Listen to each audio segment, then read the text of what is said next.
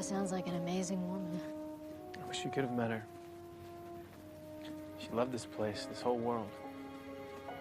She barely had enough time to discover it before she gave her life to protect it. It looks like Krypton gave us more than one hero.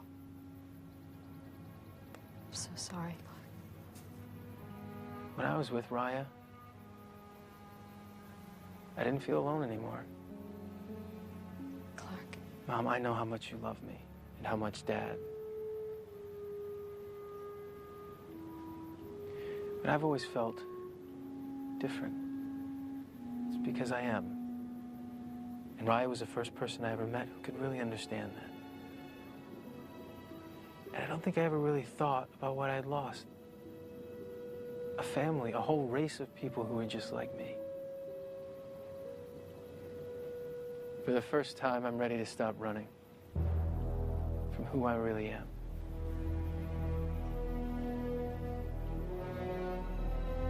From my destiny. You're training with Jor-El. You want to go. But I can't. Not yet. Not until every prisoner that I release from the Phantom Zone is returned. Or destroyed.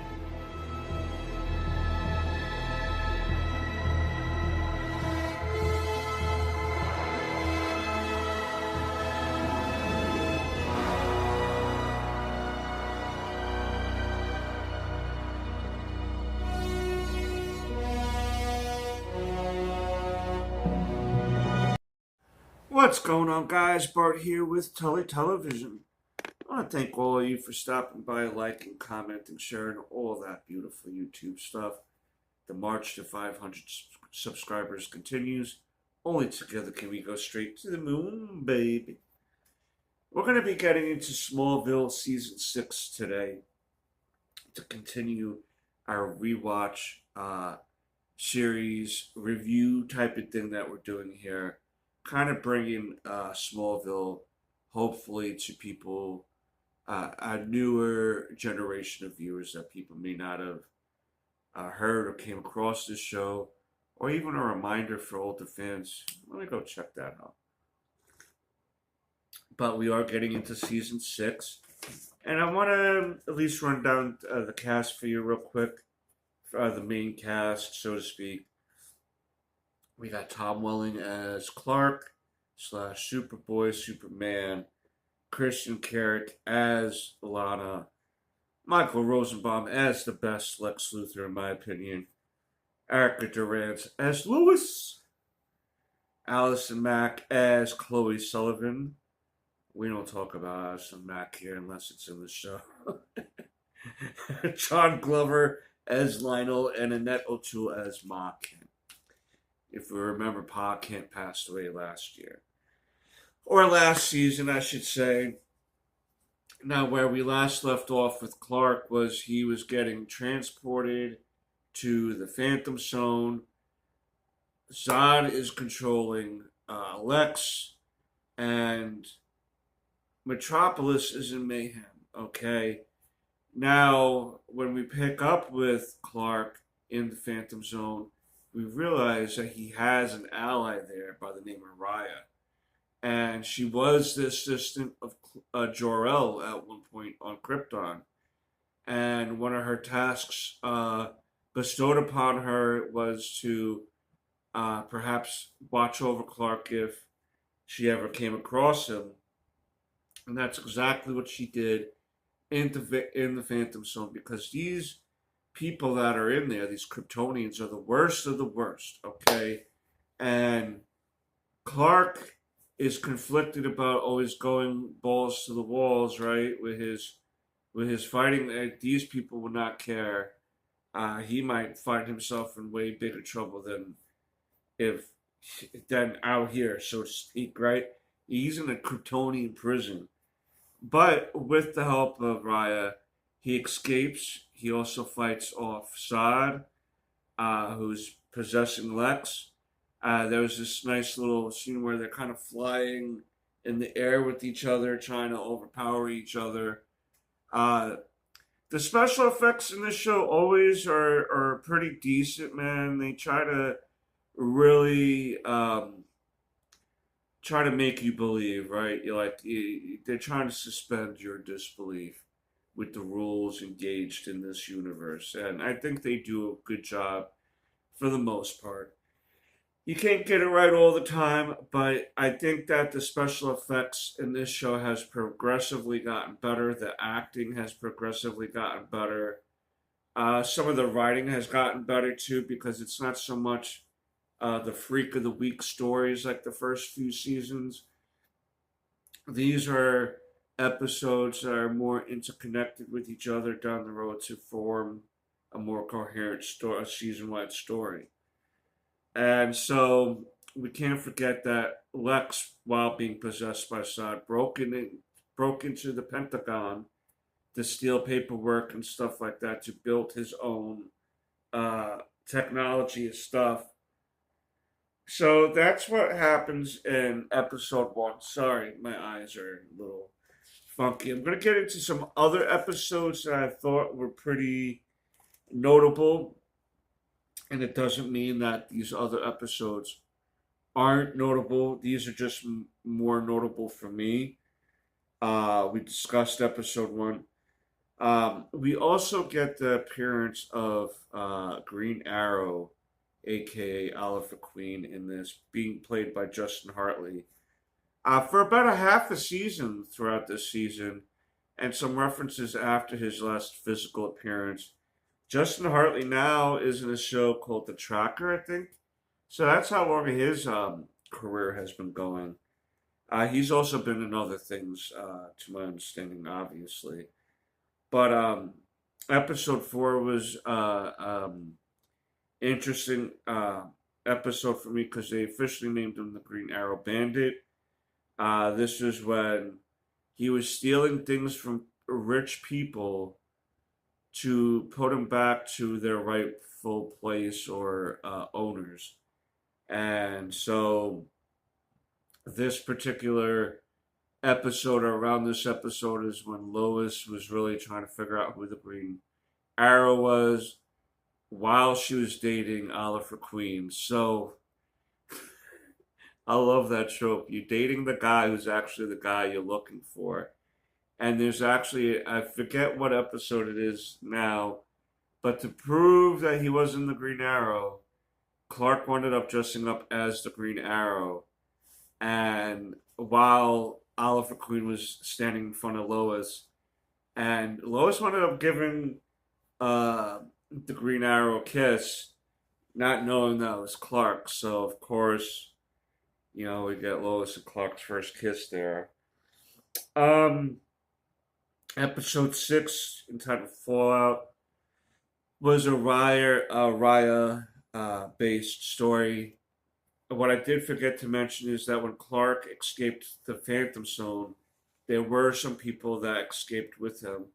And part of this season's mission is to locate these missing Phantom Kryptonians and kind of do what he needs to do, capture them, or in a lot of cases, take them out.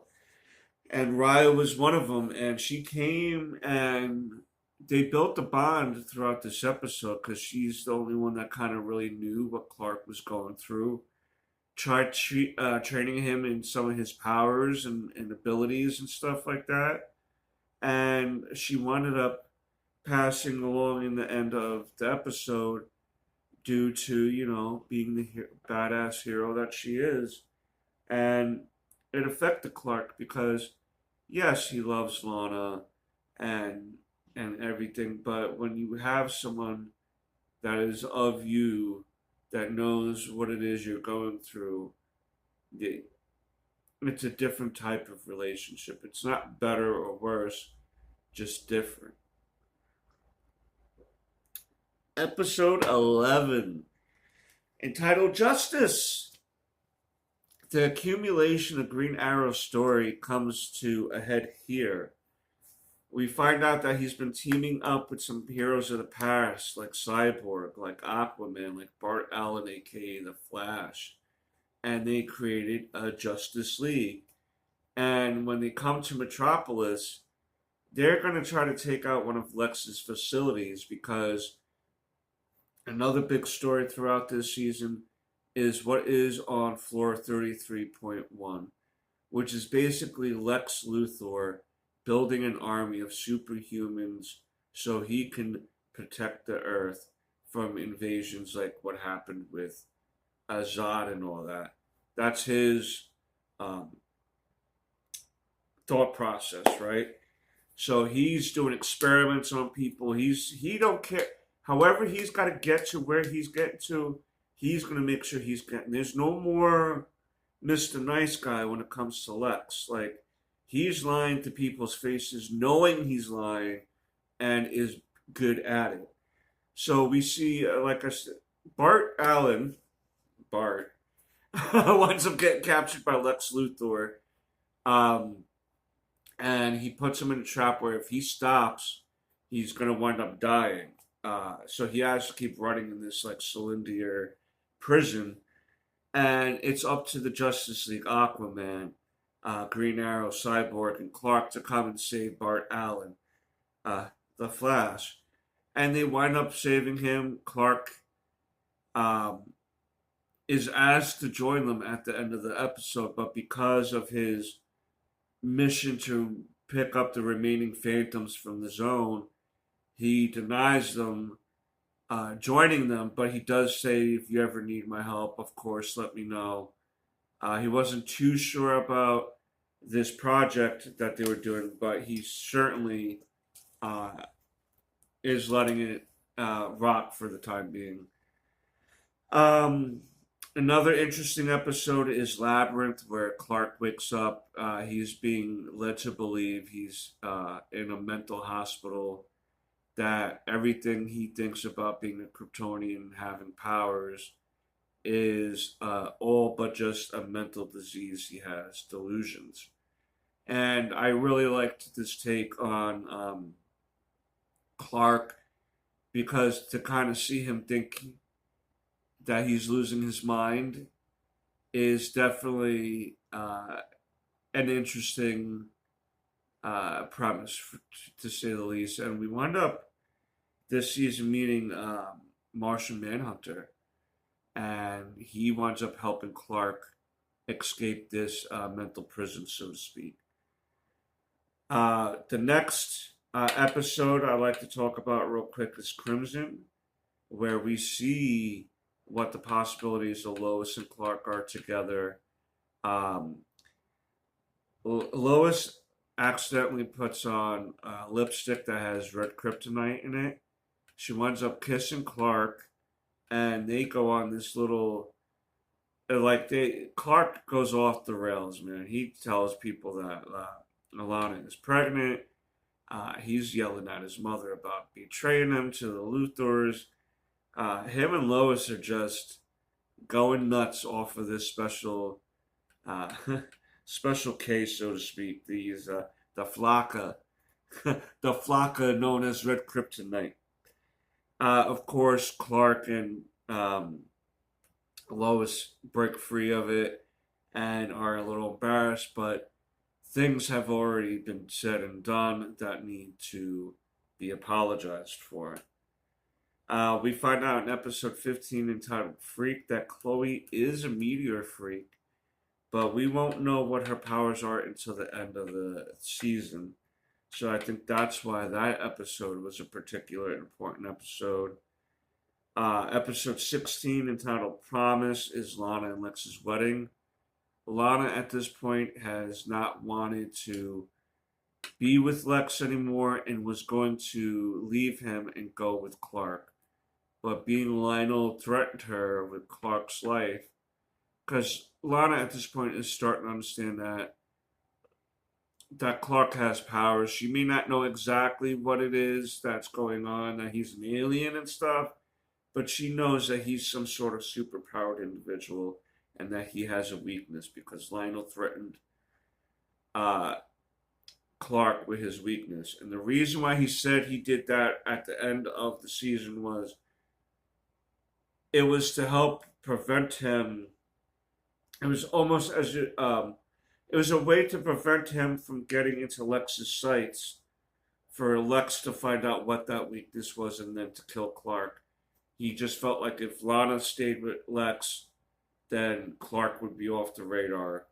But I find that to be a little convoluted. I don't know. I mean, it worked.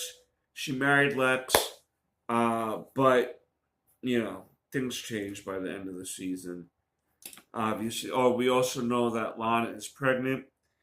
But what we also know is that someone was injecting her with hormones to make her think she was pregnant, and then made her think she lost her baby.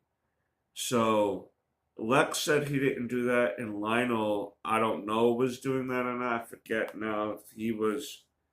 I would figure if it wasn't Lex, it was more likely him. But that's the psychological games that Lana's been going through. Being made think that she's pregnant, losing the baby, being manipulated by Lex throughout the season, knowing that he is. She was going through a lot, and how many times can Lana go through falling downstairs, falling great heights, and getting shot, getting this, getting that? Oh my God, which brings me up to episode 20, Noir, where Lana gets shot. And then Jimmy gets knocked out. He has his old school noir dream in his head, and he winds up finding out that he winds up finding out what happened because of that knock on his head. Oh, and Lana was also stalked this year. Like, oh my God. The last episode I'm going to talk about is episode 22, the finale. We deal with the last Phantom escapee. Ma Kent leaves to go to Washington because now she's going to become a congresswoman. Lana is apparently dead because she was getting ready to leave Lex because the only way to get out of the reaches of the Luthors is to just leave.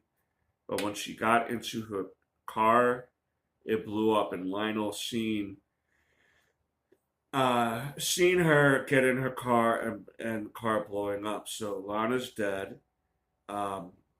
Lois was also killed or stabbed, but when Chloe found her, we find out that Chloe's powers is to heal people through her tears. Because when one of her tears hit Lois, it cured her, it brought her back. So we find out that Chloe's powers is those of healing. And basically, the last scene that we get of the season is Bizarro Clark. That means that Bizarro is going to be one of the main villains in the beginning of season 7. We're down to it. We got only a few more seasons left here, folks. What are some of your favorite moments of season 6 here? Let me know down below. Did we match up on any favorite episodes? Oh, guest stars. Guest stars real quick. Justin Hartley, half a season. Dave Bautista in episode 8 as one of the Phantoms. Linda Carter in episode 18, Chloe's mother. How can I forget Miss Carter, aka Wonder Woman? That's my view. That's my views and thoughts on this season. You let me know down below what you think of season 6 of Smallville.